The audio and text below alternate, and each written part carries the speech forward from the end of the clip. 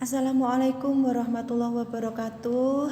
Sugeng pepanggihan malih kalih Ibu Istiana wonten ing pelajaran basa Jawa.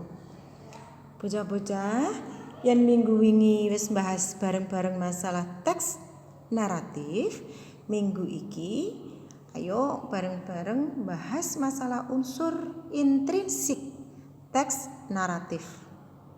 Bagian-bagiane teks naratif iku apa wae?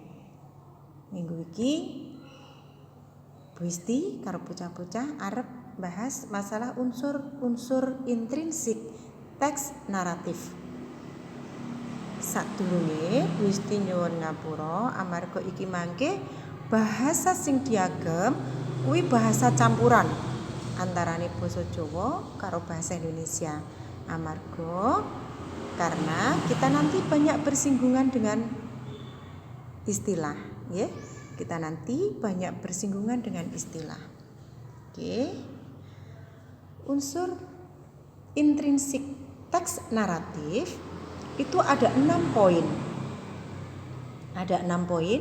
Yang pertama tema, kemudian alur, kemudian setting utawa latar atau latar, selanjutnya penokohan, kemudian point of view utawa sudut pandang, yang keenam amanat. Setting terbagi menjadi 3 poin.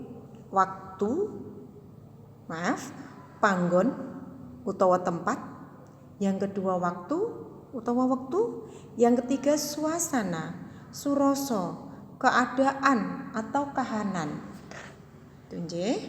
Itu setting. Jadi setting itu ada 3, tempat, waktu, suasana.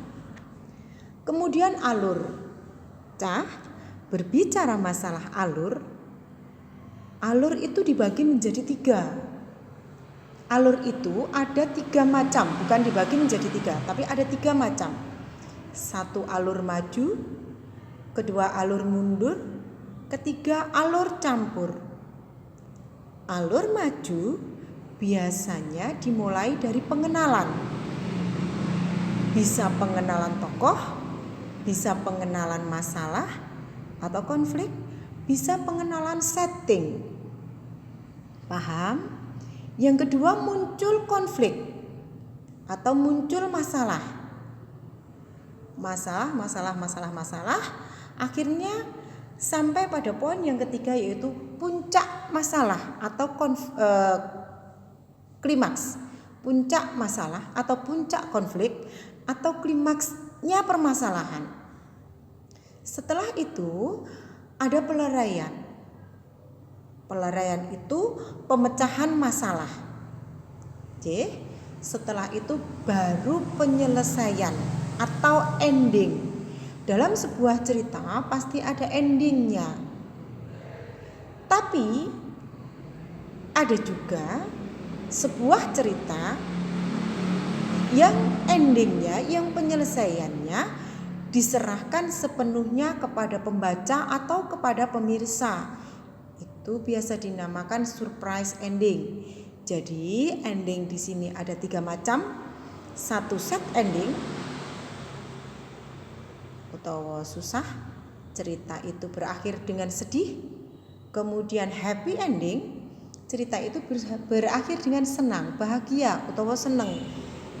Yang Bu Isti ngendikane tadi, yang diserahkan sepenuhnya ke pembaca atau pemirsa itu dinamakan surprise ending. Sampai di sini paham? Nanti kalau tidak paham silahkan nanti bertanya. Kemudian ada alur mundur. Alur mundur dibalik. Kalau alur mundur itu dibalik. Biasanya ending dulu. Kemudian depannya sampai ke awal. Kemudian alur campur. Alur campur itu biasanya dibolak-balik. Nggih?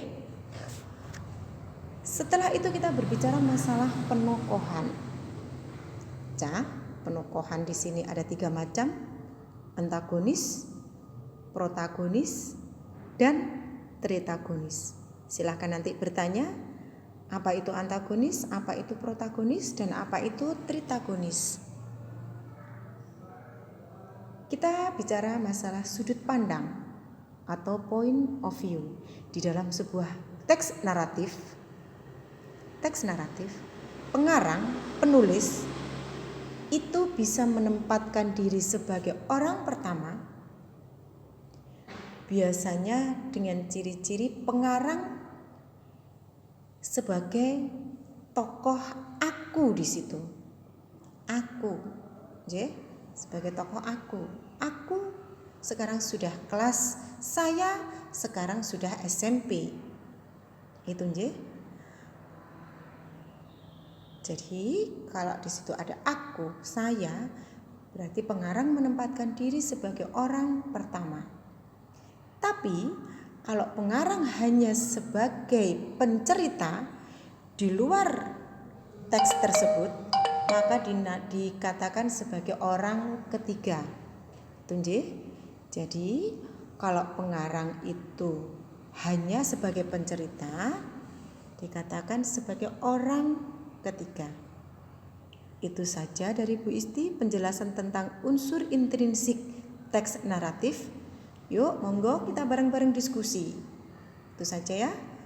Terima kasih. Assalamualaikum warahmatullahi wabarakatuh.